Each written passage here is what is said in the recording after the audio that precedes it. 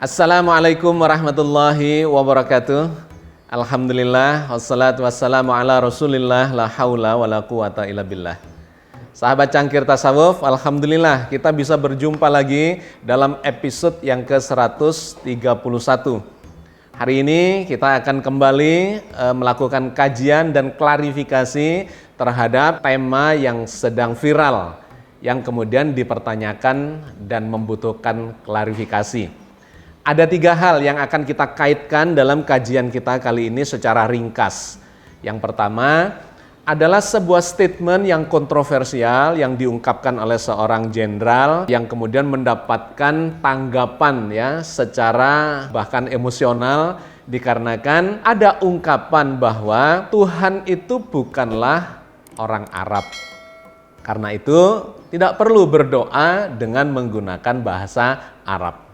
Tentu saja ini adalah sebuah ungkapan yang kontroversial dan kemudian menyulut komentar-komentar yang sangat ramai dan bahkan emosional. Perlu kita klarifikasi. Yang kedua, ada ungkapan dan pertanyaan dari kawan-kawan kita di dalam forum, dalam forum kita, yaitu apakah bahasa Arab itu adalah bahasa Tuhan? Dan kemudian kelak nanti di akhirat itu menggunakan bahasa Arab. Di surga, di akhirat, ada yang berpendapat di sebagian kalangan umat Islam bahwa bahasa yang digunakan adalah menggunakan bahasa Arab. Apakah benar demikian? Ini butuh diklarifikasi supaya tidak membingungkan umat, membuat salah tafsir di kalangan sebagian umat. Dan yang ketiga, lantas dikaitkan dengan Al-Quran yang menggunakan bahasa Arab. Jadi bagaimana ini kaitannya? Hari ini kita akan melakukan klarifikasinya seperti biasa. Kita akan mengambil sudut pandang dari sumber-sumber yang otoritatif. Oke, sahabat sekalian, kita mulai dari yang pertama. Ungkapan tentang Tuhan bukan orang Arab, karena itu tidak perlu berdoa itu menggunakan bahasa Arab.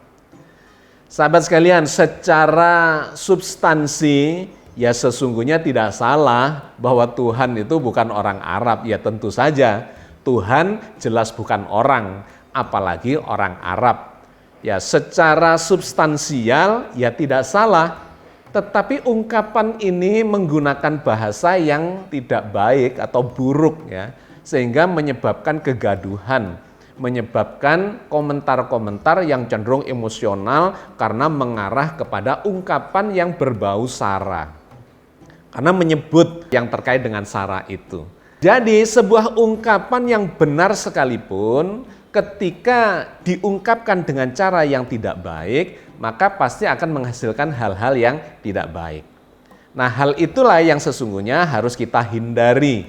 Menyampaikan sebuah kebenaran tentu saja harus dengan cara yang baik. Karena cara yang baik itu akan menyebabkan orang tertarik dan kemudian akan menanggapinya dengan proporsional. Meskipun kontroversial, tetapi kalau caranya itu baik, pasti akan memunculkan sebuah adu argumentasi yang saintifik, yang ilmiah, yang penuh dengan dalil-dalil, yang penuh dengan pendekatan-pendekatan yang rasional dan bukti-bukti yang empirik. Hal itu akan menjadi produktif bagi umat ini. Tetapi kalau sebaliknya, meskipun itu sebuah kebenaran sekalipun ketika diungkapkan dengan cara yang tidak baik, maka akan memunculkan hal-hal yang kontraproduktif. Itu poin yang satu. Nanti ini akan kita klarifikasi terkait dengan poin yang kedua dan yang ketiga terkait dengan bahasa Arab. Di dalam Islam dengan sangat jelas Al-Quran menggambarkan bahwa Allah itu adalah Tuhannya manusia, tentu saja. Karena manusia adalah makhluk ciptaan Allah yang diciptakan secara berbeda-beda. Berbangsa-bangsa, bersuku-suku, memiliki bahasa yang berbeda, budayanya juga berbeda, dan seterusnya dan seterusnya. Yang terbaik, kata Al-Quran, adalah orang yang paling bertakwa. Tidak peduli dia bangsa apa, dia berbahasa apa, berbudaya apa, laki-laki dan perempuan, dan seterusnya, itu tidak menjadi masalah. Ya, jadi poin penting yang disampaikan oleh Al-Qur'an adalah Allah menciptakan segala bangsa dengan segala macam perbedaannya. Orang yang terbaik adalah orang yang paling bertakwa. Dalam surat Al-Hujurat ayat 13 Allah berfirman tentang hal itu. Ya ayuhan nasu inna khalaqnakum min dzakari wa unsa wa ja'alnakum syu'uba wa qabaila lita'arafu.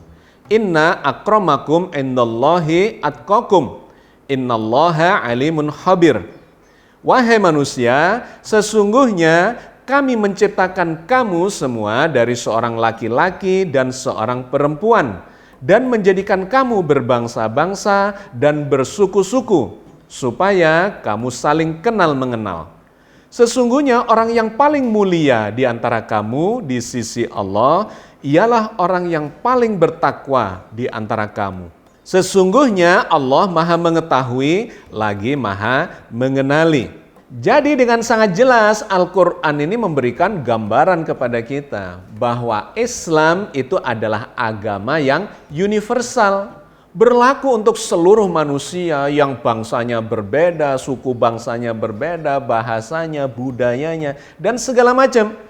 Poin pentingnya adalah semakin bertakwa seseorang, senantiasa berbuat kebajikan, ya, kemanfaatan hablum minan nas dan hablum minallah, maka dia itulah orang yang paling dimuliakan di sisi Allah. Karena itu di dalam ayat-ayat yang berbeda Allah berkali-kali mengungkapkan Allah itu Tuhannya manusia. Misalnya dalam surat Al-Baqarah ayat 21. Ya ayuhan nasu budu rabbakumul ladzi khalaqakum walladzina min qablikum la'allakum tattaqun. Wahai manusia, sembahlah Tuhanmu yang telah menciptakanmu dan orang-orang yang sebelummu agar kamu bertakwa. Panggilannya itu kepada seluruh manusia. Ya ayuhan nas, wahai seluruh manusia. Allah itu adalah Tuhan bagi seluruh manusia dan mengundang kita untuk menjadi orang yang beramal kebajikan yang disebut sebagai orang yang bertakwa. Bahkan di ayat yang berbeda lagi Allah menyebut dirinya itu bukan cuma Tuhannya manusia, tetapi Tuhannya seluruh alam semesta. Dalam surat Al-Fatihah misalnya, Alhamdulillahi Rabbil Alamin. Segala puji bagi Allah, Tuhan semesta alam. Jadi sahabat sekalian, kalau dikaitkan atau dipertanyakan ya terkait dengan Tuhan itu apakah hanya Tuhannya makhluk tertentu atau apalagi Tuhannya bangsa tertentu, ya Tuhannya sebagian-sebagian atau kelompok-kelompok tertentu, ya jelas bukan. Karena statement di dalam Al-Quran sangat jelas, Tuhan itu adalah satu-satunya penguasa jagat raya ini yang menciptakan, memelihara, dan kelak dengan kehendaknya akan melenyapkan, memusnahkannya semuanya kembali kepada Sang Pencipta Allah Azza wa Jalla. Lantas yang kedua, apakah bahasa Arab ini benar sebagai bahasa Tuhan, ya, satu-satunya bahasa Tuhan yang kelak akan digunakan di dalam surga? Ada yang berpendapat seperti ini memang. Nah, ini harus kita klarifikasi. Bagaimana cara mengklarifikasinya? Ya tentu saja kita ambilkan firman dari Allah itu sendiri tentang penggunaan atau fungsi bahasa Arab. Apakah seluruh nabi itu mendapatkan wahyu dalam bahasa Arab? Tentu saja tidak. Dan itu diceritakan dengan sangat gamblang oleh Al-Quran dan kita juga bisa berpikir secara logis dan rasional. Sejak zaman Nabi Adam sampai Nabi Muhammad SAW adalah nabi-nabi yang memperoleh wahyu. Apakah wahyunya semua dalam bahasa Arab? Ya tentu saja tidak. Karena Nabi Adam itu bukan nabi yang berbangsa Arab atau berbahasa Arab. Tetapi sudah digambarkan oleh Al-Quran terjadi komunikasi antara Allah dengan Nabi Adam misalnya. Atau kalau kita lihat nabi-nabi sesudahnya, sebutlah Nabi Nuh dan Nabi Ibrahim. Nabi Nuh dan Nabi Ibrahim misalnya tentu saja bukan bangsa Arab. Karena bangsa Arab itu adalah keturunan dari Nabi Ibrahim melalui jalur Nabi Ismail. Sekian generasi kemudian setelah Nabi Ibrahim yang hidup sekitar 2000-3000 tahun sebelum Masehi. Apalagi Nabi Nuh. Dalam sejarah kita melihat bahwa Nabi Nuh dan Nabi Ibrahim itu hidup di kawasan Mesopotamia di sekitar Irak utara sana antara dua sungai Efrat dan Tigris. Di sana ada peradaban yang paling kuno yang dikenal sebagai peradaban Mesopotamia atau Sumeria. Bahasa yang digunakan adalah bahasa Akkadia. Jadi kita melihat lantas dengan pasti bahwa mereka tidak menggunakan bahasa Arab.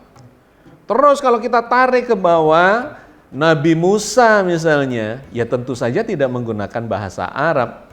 Beliau mendapatkan wahyu dari Allah berupa kitab Taurat yang diturunkan dalam bahasa Ibrani.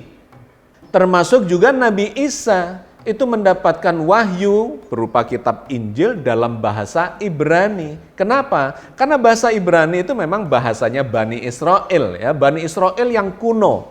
Israel kuno itu bahasanya menggunakan bahasa Ibrani. Nabi Musa itu menguasai setidak-tidaknya dua bahasa. Karena beliau itu dilahirkan dan hidup ya masa kecilnya di Mesir. Jadi bahasa pergaulannya dengan masyarakat luas itu adalah bahasa Mesir kuno. Tetapi karena Nabi Musa itu diasuh oleh ibunya sendiri dan hidup lebih banyak di kalangan Bani Israel, maka bahasa ibunya itu adalah bahasa Ibrani. Maka beliau mendapatkan wahyu kitab Taurat itu dalam bahasa Ibrani. Termasuk juga Nabi Isa itu diutus untuk kalangan Bani Israel. Sehingga wahyu yang disampaikan kepada beliau berbahasa Ibrani. Sedangkan bahasa Suryani itu adalah bahasa pengikutnya. Suryani ya bahasa yang dipakai di kawasan Suria. Kemudian juga ada bahasa Yunani, ada bahasa Romawi. Itu bukan bahasanya Nabi Isa, melainkan bahasa dari para pengikut Nabi Isa. Sedangkan Injil sendiri, wahyu yang disampaikan kepada Nabi Isa, diturunkan dalam bahasa Ibrani. Maka dengan sangat jelas Al-Quran menginformasikan kepada kita semua bahwa bahasa yang dipakai oleh para rasul, ya wahyu yang disampaikan oleh Allah kepada para rasul dan kemudian disampaikan kepada umatnya, itu menggunakan bahasa kaumnya. Kaum dari nabi dan rasul yang diutus oleh Allah untuk menyampaikan risalah itu. Misalnya dalam surat Ibrahim ayat 4. Wa ma arsalna mir rasulin illa bilisani qaumihi liyubayyina lahum. Kami tidak mengutus seorang rasul pun melainkan dengan bahasa kaumnya supaya dia dapat memberi penjelasan dengan terang kepada mereka. Jadi bahasa yang disampaikan oleh Allah sebagai jembatan untuk menyampaikan risalah dalam bentuk wahyu atau kitab suci kepada para rasul itu adalah bahasa kaumnya. Supaya apa? Dijelaskan di sini. Supaya nabi atau rasul itu bisa menyampaikan dengan terang kepada kaum yang dituju oleh risalah itu. Jadi sangat jelas bahwa bahasa yang dipakai untuk menurunkan wahyu itu bukan berarti bahasa Tuhan, justru melainkan itu bahasa manusia dari kalangan kaum nabi atau rasul yang diutus itu, supaya bisa menyampaikan kepada masyarakatnya dengan jelas. Demikian juga dalam surat Maryam 97 di mana Allah menjelaskan terkait dengan bahasa Arab yang digunakan untuk menurunkan wahyu Al-Quran kepada Rasulullah Muhammad sallallahu alaihi wasallam.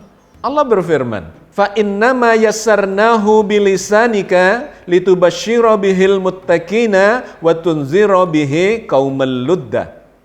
Maka sesungguhnya telah kami mudahkan Al-Quran itu dengan bahasamu Muhammad, agar kamu dapat memberi kabar gembira dengan Al-Quran itu kepada orang-orang yang bertakwa, dan agar kamu memberi peringatan dengannya kepada kaum yang membangkang. Fa innama yassarnahu bilisanika. Maka sungguh Quran ini diturunkan dengan menggunakan bahasamu Ini kepada Muhammad bilisanika. Karena Rasulullah itu adalah orang Arab, hidup di kalangan Arab pada waktu itu, maka Allah menurunkan wahyu dalam bahasa ibu dari Nabi Muhammad SAW. Untuk apa? Untuk menjelaskan, supaya bisa menjelaskan dan dipahami oleh masyarakat pada waktu itu. Jadi sangat jelas di sini digambarkan bahwa Allah memudahkan Al-Quran itu dengan menggunakan bahasa masing-masing Rasul atau masing-masing Nabi, supaya tercapai tujuan dari risalah itu tersampaikan kepada masyarakat atau kepada umatnya. Dalam ayat ini tersirat bahwa bahasa Arab itu digunakan sebagai wahyu untuk menurunkan Al-Quran dikarenakan Rasulnya adalah orang Arab atau menggunakan bahasa Arab. Dan umatnya juga menggunakan bahasa Arab. Meskipun kemudian di ayat yang berbeda digambarkan, dilengkapi informasi itu. Bahwa umatnya Nabi Muhammad itu bukan hanya orang-orang yang berbahasa Arab. Melainkan negeri-negeri yang ada di sekitarnya juga yang menggunakan bahasa yang berbeda-beda. Itu juga menjadi umat bagi Rasulullah Muhammad SAW. Allah berfirman tentang hal itu di dalam surat Asy-Syura ayat 7. Wa kadzalika auhayna ilaika Qur'anan Arabiyyal litunzira ummal qura wa man haulaha.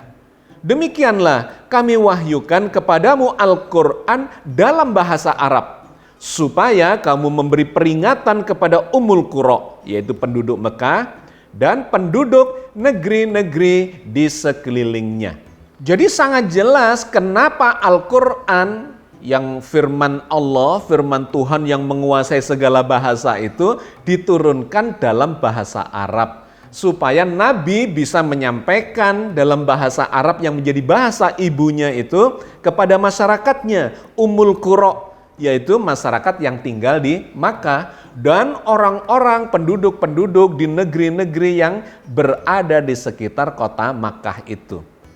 Ini menggambarkan ya, salah satu ayat yang menggambarkan bahwa Nabi itu memang Nabi penutup dari seluruh rangkaian Nabi yang membawa risalah dari Allah dan bersifat universal bagi seluruh bangsa. Lantas masih ada yang mempertanyakan kenapa sih kok mesti diturunkan dalam bahasa Arab, kenapa bukan bahasa lain? Misalnya ada yang mempertanyakan kenapa Al-Quran itu kok tidak diturunkan dalam bahasa Indonesia saja, atau bahasa Inggris, atau bahasa Jerman, atau bahasa-bahasa di Afrika dan sebagainya dan sebagainya.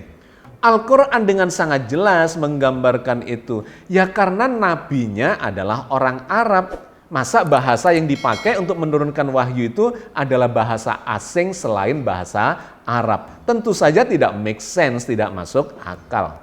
Allah berfirman tentang itu dalam surat Fussilat ayat 44.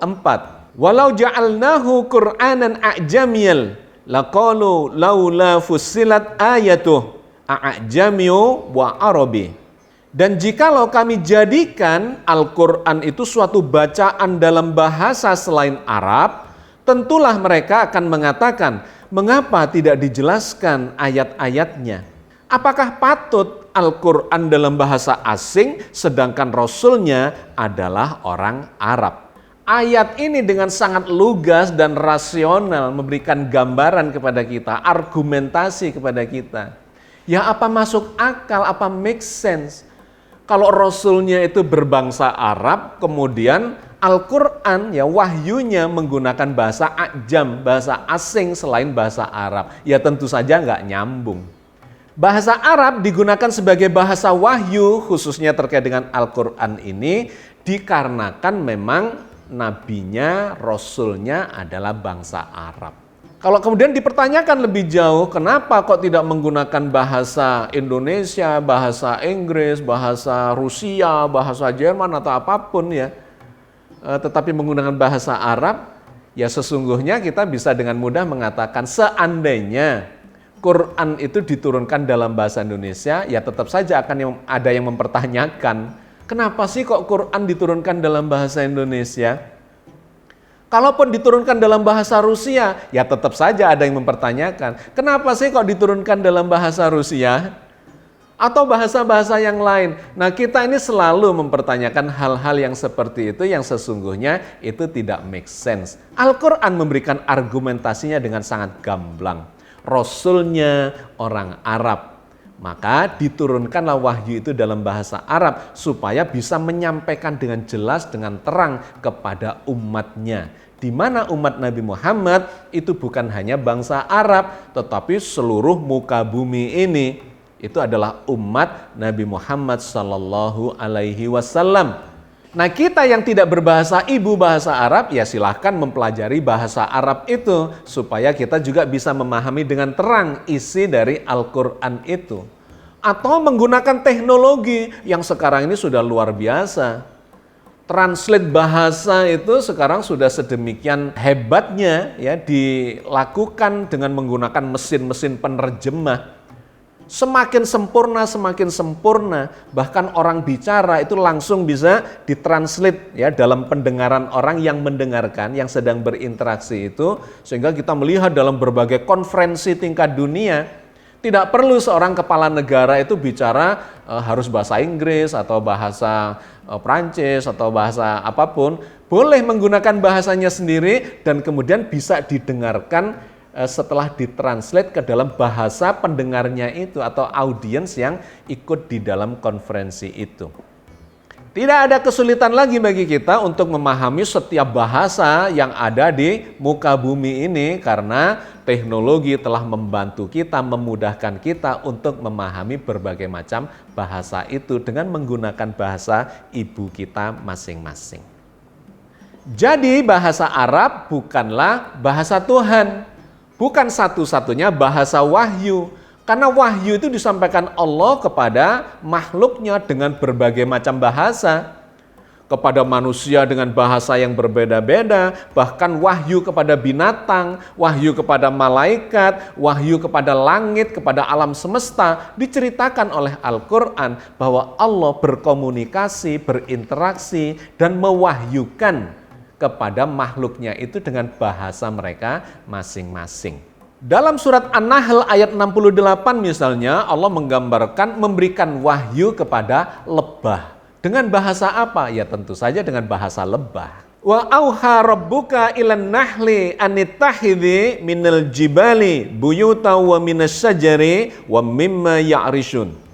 Dan Tuhanmu mewahyukan kepada lebah, buatlah sarang-sarang di bukit-bukit, di pohon-pohon kayu, dan di tempat-tempat yang dibikin manusia.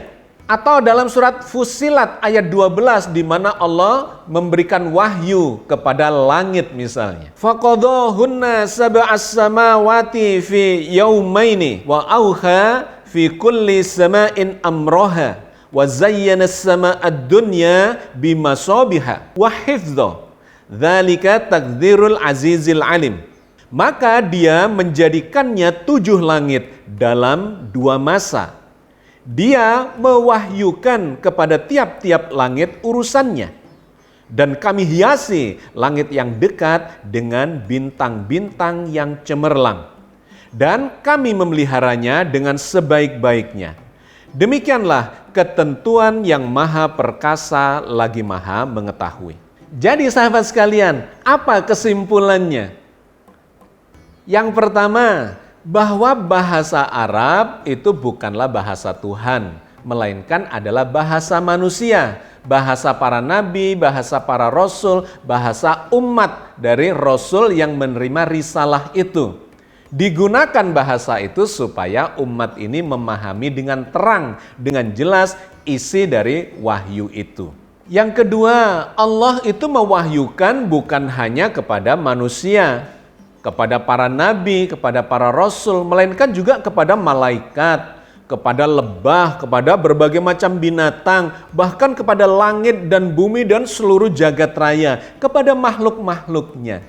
Maka kita mendapatkan suasana atau nuansanya, bahwa sesungguhnya wahyu itu turun dalam bentuk makna, tetapi kemudian ditranslate ke dalam bahasa manusia atau ke dalam bahasa makhluknya, sehingga menjadi dipahami dan dimengerti oleh orang yang mendapat wahyu itu ataupun orang yang mendapatkan penjelasan tentang risalah itu.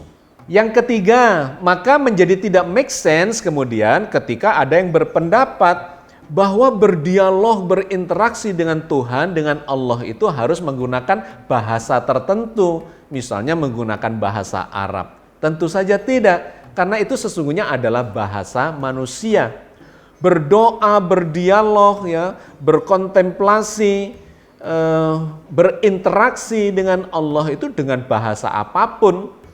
Karena seluruh makhluknya juga berdialog, berinteraksi dengan Tuhan itu dengan menggunakan bahasa masing-masing. Iya, apalagi di akhirat nanti, di surga, tentu saja bukan bahasa Arab yang dipakai. Karena selain umatnya Nabi Muhammad ini banyak yang tidak menggunakan bahasa Arab. Maka Allah sebagai Tuhan yang menciptakan segala bahasa berinteraksi dengan makhluknya dengan bahasa apa saja. Nah, yang keempat, yang terakhir, meskipun demikian kita berdoa boleh tidak menggunakan bahasa Arab, boleh bahasa Indonesia, boleh bahasa apapun ya dengan bahasa ibu kita masing-masing. Tetapi ketika kita melakukan interaksi itu di dalam sholat, maka telah diatur syariatnya bahwa sholat itu bukan menggunakan bahasa masing-masing, melainkan mesti menggunakan bahasa Arab. Dikarenakan memang itu sudah disyariatkan bahwa melakukan sholat itu sudah ada tata caranya yang diatur secara syariat dan dicontohkan, diteladankan oleh Rasulullah Muhammad Sallallahu Alaihi Wasallam. Oke sahabat sekalian, saya kira kita cukupkan sampai di sini kajian kita dalam episode kali ini. Mudah-mudahan sudah gamblang masalahnya, sudah clear ya. Kita sudah melakukan klarifikasi dengan argumentasi yang sangat logis, rasional, dan berdasar pada firman-firman Allah di dalam Al-Quran Al-Karim. Mudah-mudahan Allah senantiasa membimbing kita di dalam ridhonya. Amin ya rabbal alamin. Assalamualaikum warahmatullahi wabarakatuh.